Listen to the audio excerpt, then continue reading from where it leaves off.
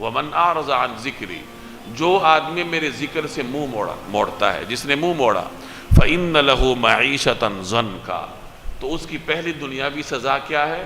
اللہ فرماتے ہیں کہ اس کی زندگی تنگ ہوگی، زندگی میں وہ پریشان ہوگا، ڈپریشن میں ہوگا، تنگی کی حالت میں ہوگا۔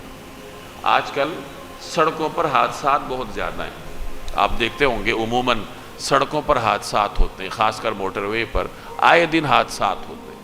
اب اس کی مختلف وجوہات ہو سکتی ہیں۔ ایک بڑی وجہ یہ بھی ہے کہ آج کل ہم میں سے ہر آدمی تنگ ہے، وہ دباؤ کا شکار ہے، ذہنی طور پر منتشر ہے۔ سڑک پر ڈرائیور گاڑی چلا رہا ہے لیکن اس کا دماغ خدا جانے کہاں لگا ہوا ہے، بجلی کے بل میں پھنسا ہے یا کہیں راشن کے چکر میں پھنسا ہے۔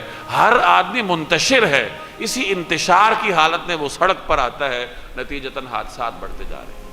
اب حکومت سڑکوں پر تو قوانین لا رہی ہے کہ یہ جرمانہ ہے، یہ اوور سپیڈ کا جرمانہ ہے، یہ فلاں ہے، لیکن عوام کو سکون دینے کے لیے اس کے پاس حق نہیں ہے، کچھ نہیں ہے۔ تو بہرحال پہلی سزا یہ ہے کہ اللہ فرما رہا ہے کہ میں ان کی زندگی تنگ کر دوں۔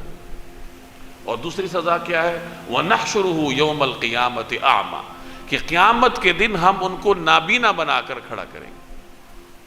اب اللہ اور اس کے درمیان مکالمہ ہوگا۔ قال ربی، وہ کہے گا اے رب لما حشرتنی اعمی، تو نے مجھے نابینا کیوں کھڑا کیا؟ وقد كنت بصیرا، دنیا میں تو میں دیکھتا تھا۔ تو اللہ کی جانب سے کہا جائے گا کہ تیرے پاس ہماری کچھ نشانیاں آئی تھیں، فنسیتها، تو نے ان کو بھلا دیا تھا، وَكَذَلِكَ الْيَوْمَ تُنْسَى، لہٰذا آج تجھے بھلا دیا گیا۔ یعنی آج ہمارے دربار میں تمہاری کوئی سنوائی نہیں ہوگی۔